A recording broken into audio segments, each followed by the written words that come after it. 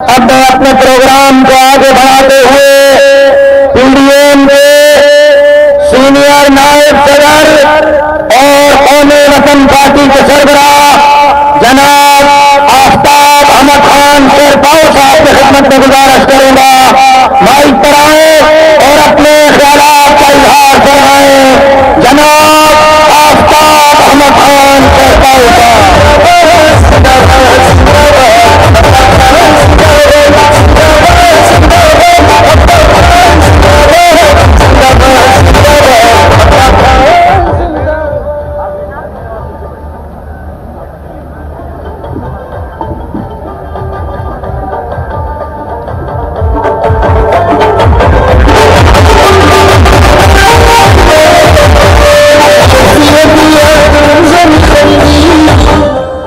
اعوذ باللہ من الشیطان الرجیم،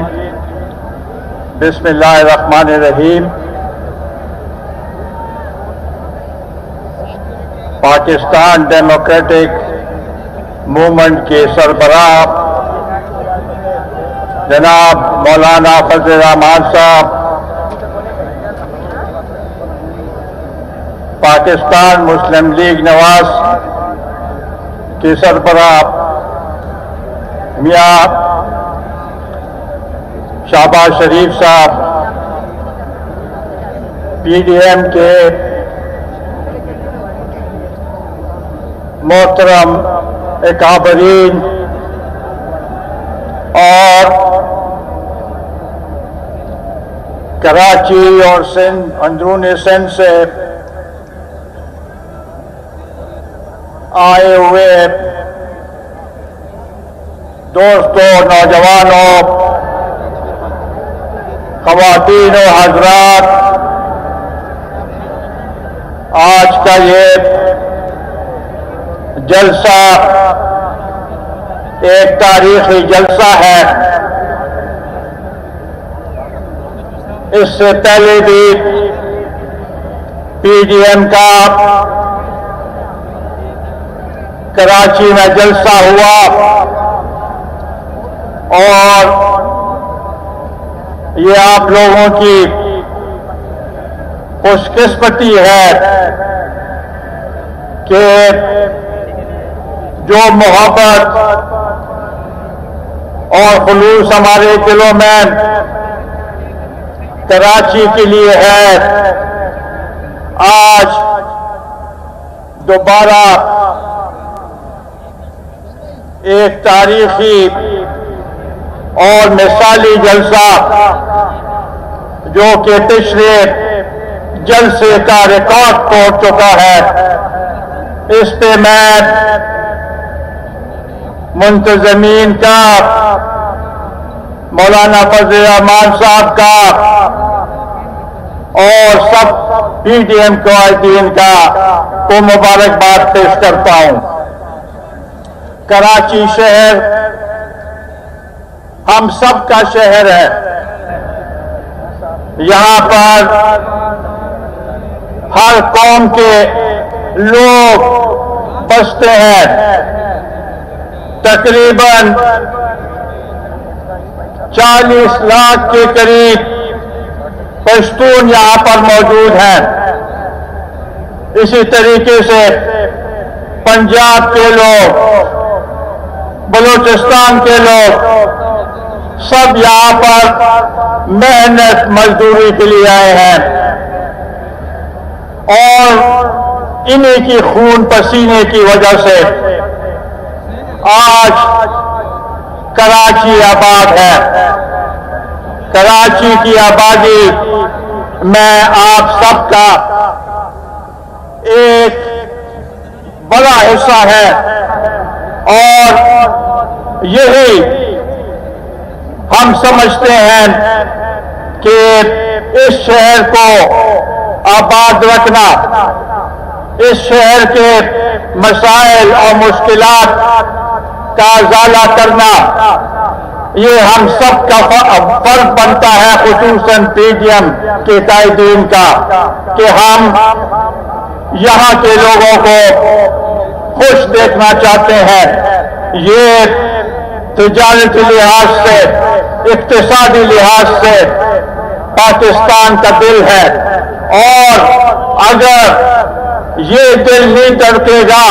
تو پاکستان خوشحال نہیں ہوگا۔ اس لیے ہم سمجھتے ہیں کہ اس شہر کی خدمات اور اس شہر میں بسنے والوں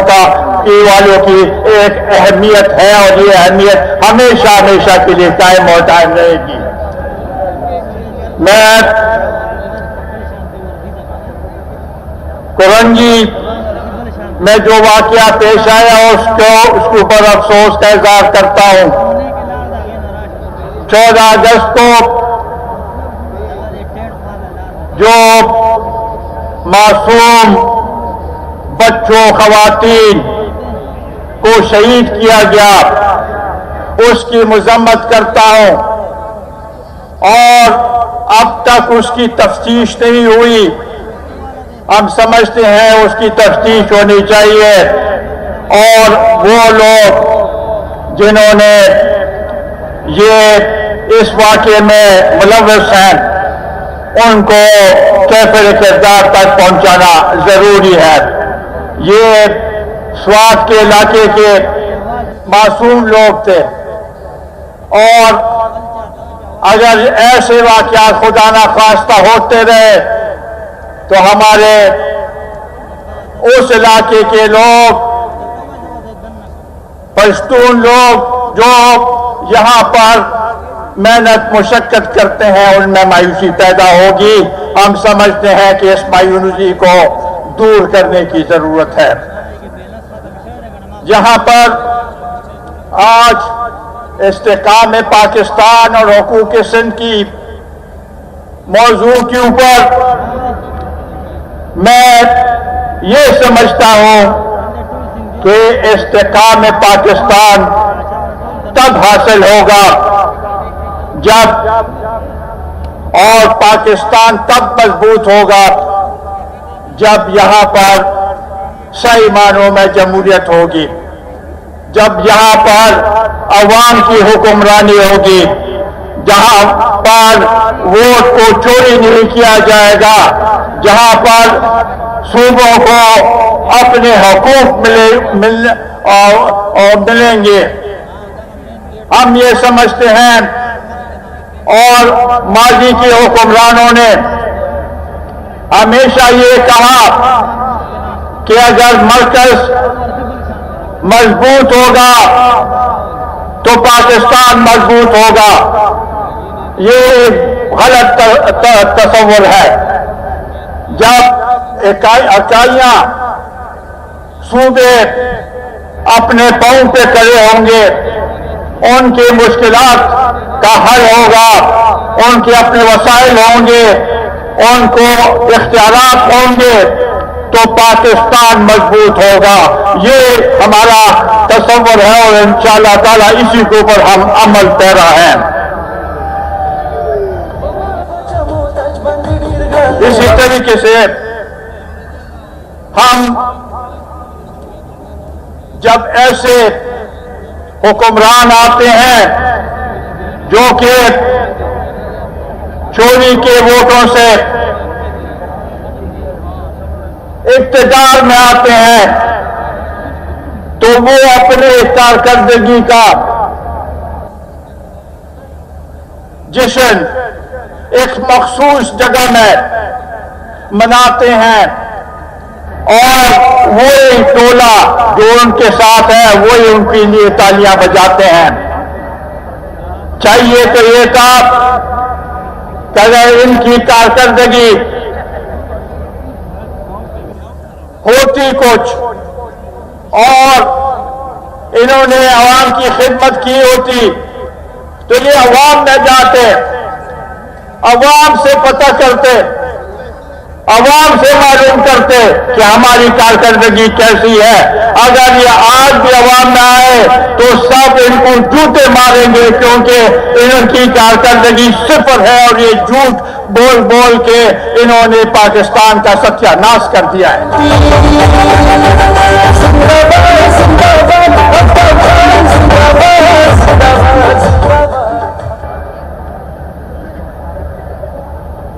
ان کی اقتصادی ترقی کیا اگر آپ مثال دیکھیں تو وہ حکومت جو 3 سالوں میں 4 وزیر خزانہ تبدیل کرے،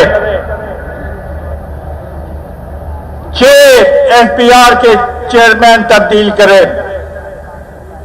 تو اس کا مطلب ہے کہ ان کی کارکردگی نل ہے، صفر ہے، اور یہی ایک خاکہ ہے ان کا۔ آج مجھ سے پہلے بھی ہمارے قابل احترام قابلین نے اس پہ بات کی۔ آج آٹا، چینی، گھی جس طریقے سے ان کی قیمتیں بڑھی ہیں، اور خصوصاً اگر اس خطے میں آپ دیکھیں تو پاکستان میں جو مہنگائی ہے، ان 3 سالوں میں جو مہنگائی ہے وہ تاریخی مہنگائی ہے، بلند ترین مہنگائی ہے۔ اس کا مقابلہ اگر آپ ہندوستان سے، بنگلہ دیش سے کریں تو وہاں پر اس سے بہت کم مہنگائی ہے۔ یہ کہتا ہے کہ کرونا کی وجہ سے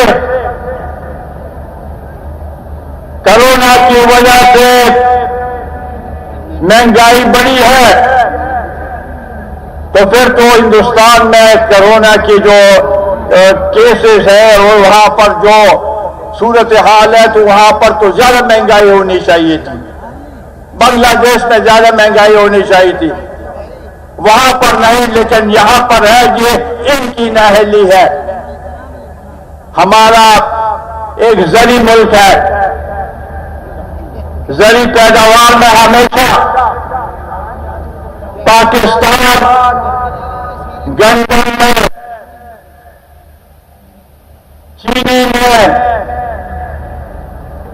کپاس میں خود کفیل ہوتا تھا۔ آج ہم گندم بھی برآمد کر رہے ہیں، چینی بھی برآمد کر رہے ہیں، اور اپنی فیکٹریوں کو چلانے کے لیے کپاس کی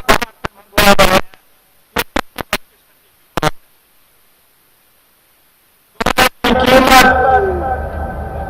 170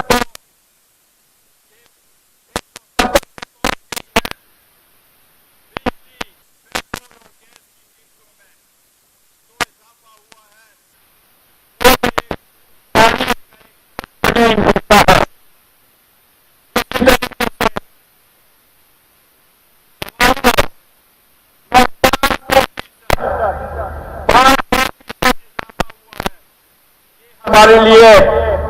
اور غریب لوگوں کے لیے جب بیماری ان کے ہاں ہے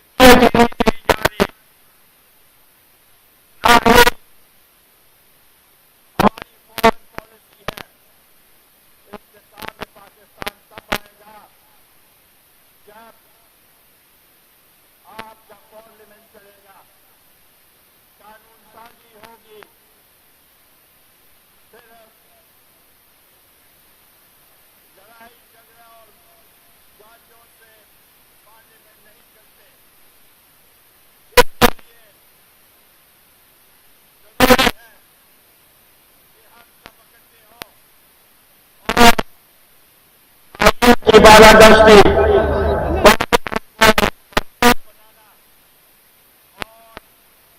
میں صحیح نظام اور جمہوری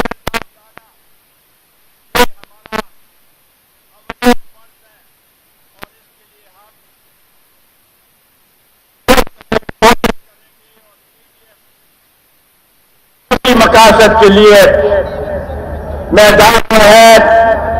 میدان میں رہے گی اور انشاءاللہ تعالیٰ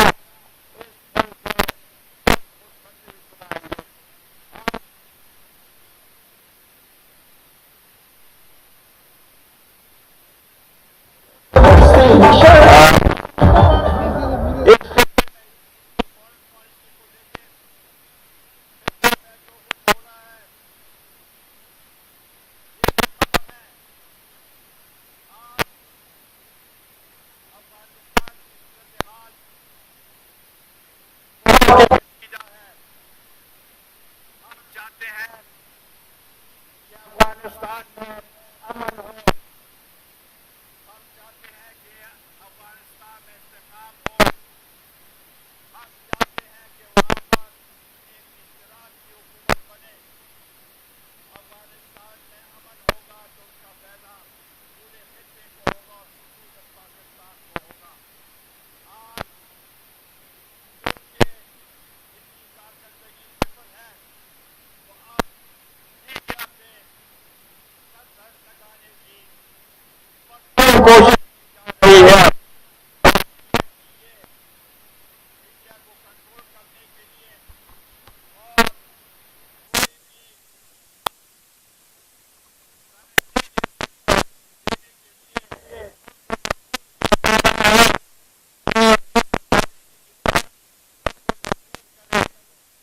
کوئی بھی اور سمجھتے ہیں کہ پاکستان کو نقصان ہوگا، استحکام پاکستان کو نقصان ہوگا۔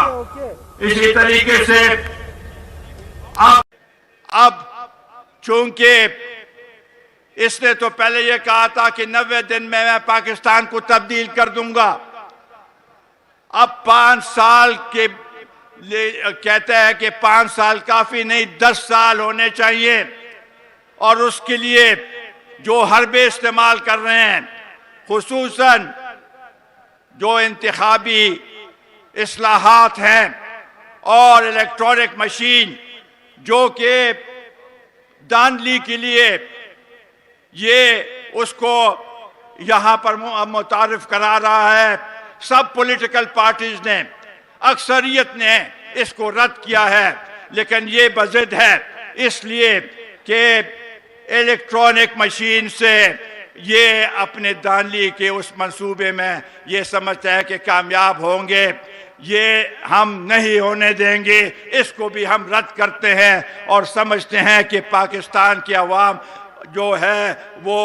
صحیح معنوں میں ووٹ کا حق استعمال کرے،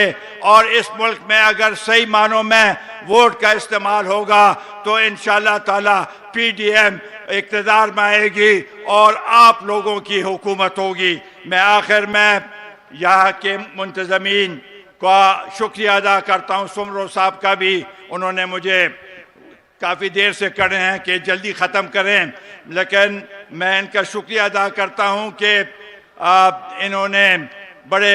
منظم طریقے سے اس جلسے کو کامیاب کرایا۔ بہت بہت شکریہ۔